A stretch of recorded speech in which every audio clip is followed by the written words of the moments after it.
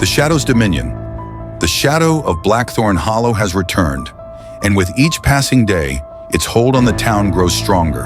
The people live in constant fear, their once peaceful lives shattered by the enigmatic killers, macabre rituals, and brutal crimes.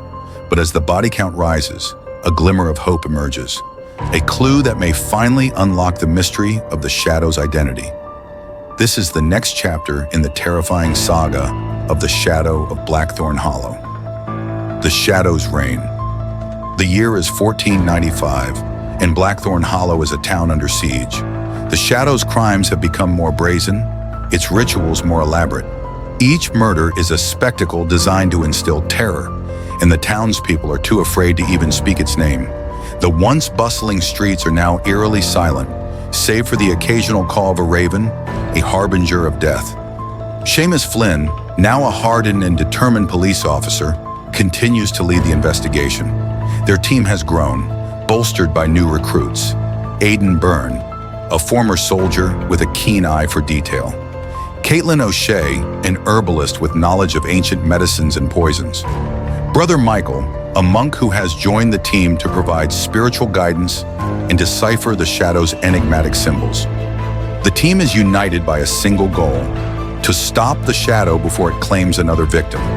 But the killer's latest crime sends shockwaves through the city. The local magistrate is found dead in his office, his body impaled on his own hammer. Carved into his desk are the words, "The Shadow rules, the Shadow's web."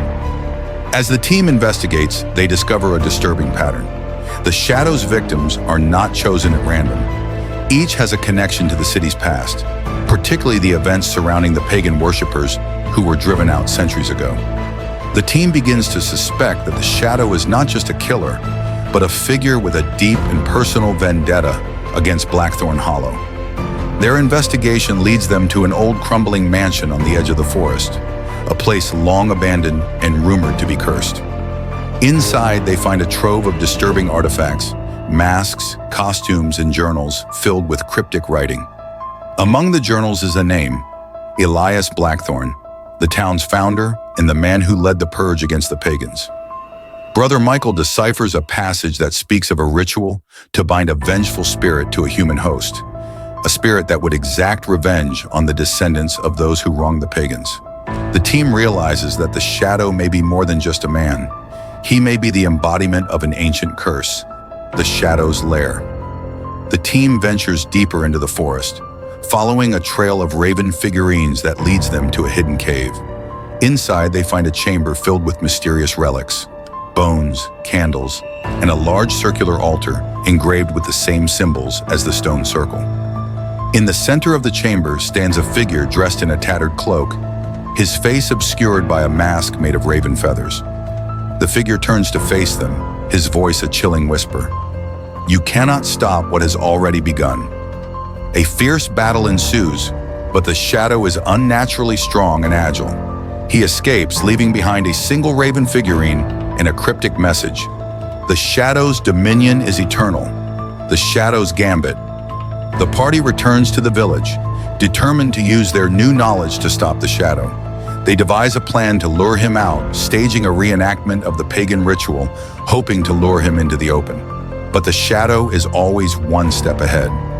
That night, the town blacksmith is found dead, his body fused to the anvil in a twisted mockery of his craft.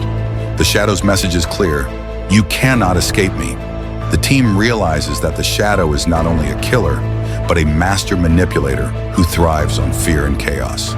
The Shadow's legacy. The story ends with the team standing in the town square, defeated but not broken.